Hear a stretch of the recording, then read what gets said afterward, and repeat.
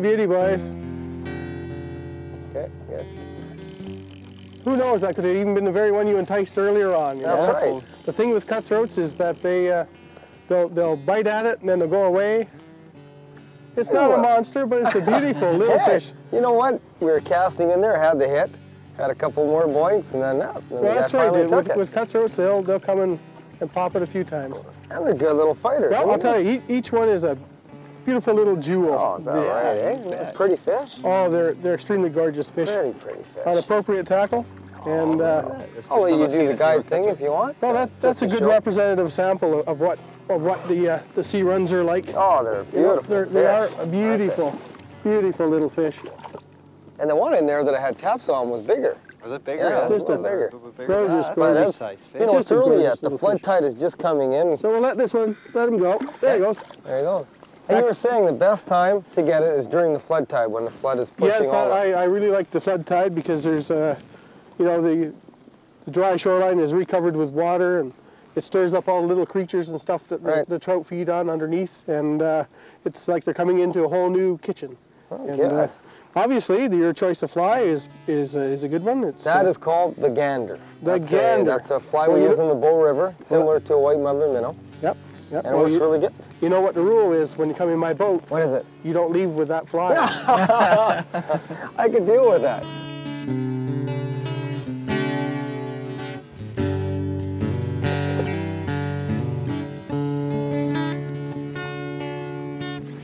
Fish on. Fish on, nice big one. Big one.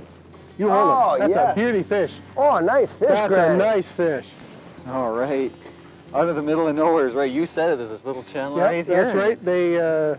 It's perfect habitat for them. They can move up and down feeding. Of their coloration, they're very camouflaged. Yeah, and you can't see them at all. That's a beauty. A gorgeous cutthroat, sea run cutthroat trout. Is that ever? Absolutely gorgeous. So now that you have it on, what's your recommended setup? I know we're using 6-weight rods. You've got a 5-weight. This is a 5-weight, right now. Well, yeah, I think either one of those rods are quite good for the quarry we're after today. The sea run cuts aren't really large fish, so you gear down for them. Use lighter rods, lighter tackle. What a great fight! Oh, it's a great bulldoggy little fish. Oh yeah. Another perfect little gem. The coloration. So this one here is a what? I've got a 9.5-foot 6-weight.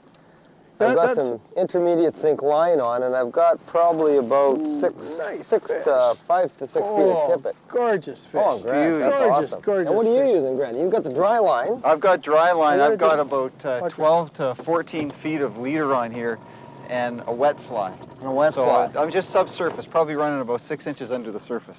And did you see him come up and take it? Oh yeah. Oh, you betcha. Isn't that awesome? Yeah, it's the best. Yeah. It's really beautiful in here. If you ever want to come sea run, for the sea run cutthroat, it's nice and smooth. If you get seasick, and you're going after the big coho, it's a real nice place to come. Yeah. In this backwater where it's so calm. Look at that. I'll let you do the guide thing. Oh, what a beauty. Oh, is that ever? Now that is what we came for sure here. Oh, wow. Look at how pretty that fish is. Oh, are they ever? You told me they were pretty. I have a fish for these things. Oh, yeah. Good fighting fish, too.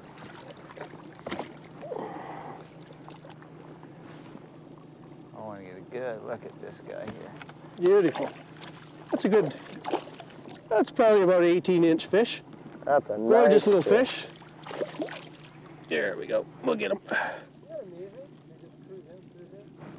Get a good close-up of there he goes. Yeah.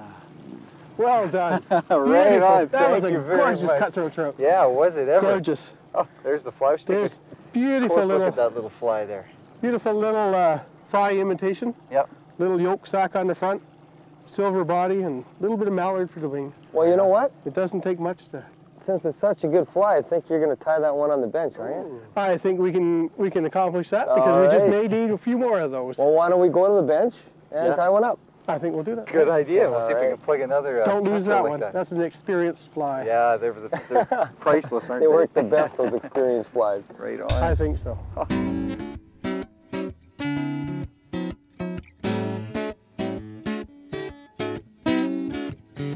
Hi everybody, and welcome to the bench.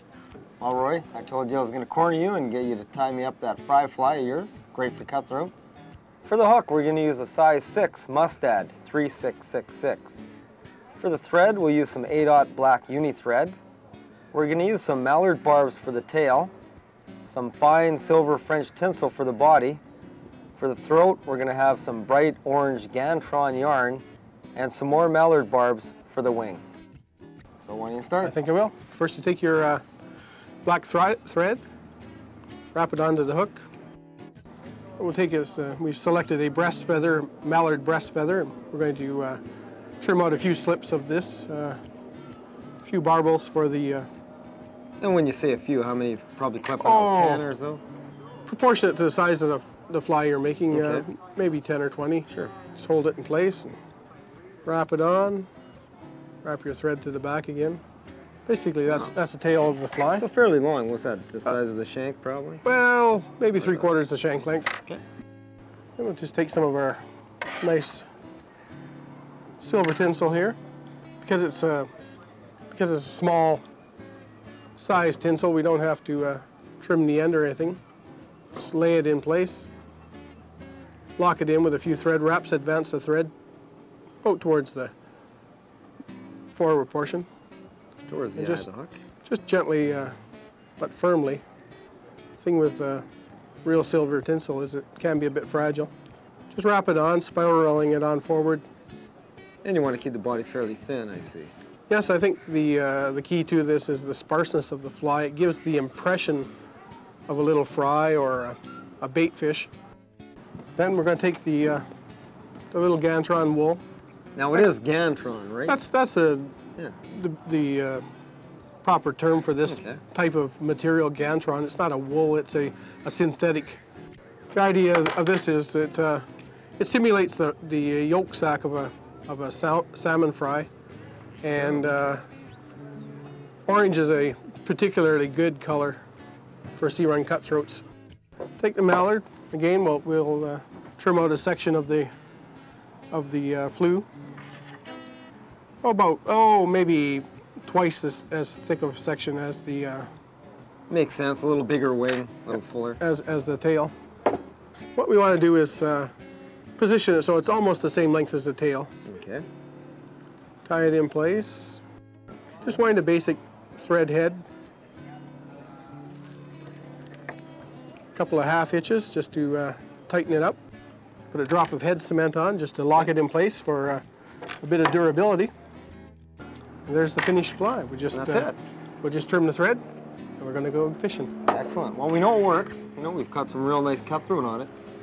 And I'm going to tie some. I'm going to add that to my arsenal. I think it should be really good. I think so too. And I think it might even work for rainbow. You think that little... I don't doubt it. I don't doubt it at all. Rainbows, would love to have a fly like that. All right. You can have that one. Well, thank you very much. Thanks for the tie. Stay tuned. We'll be right back with some more good action. All right.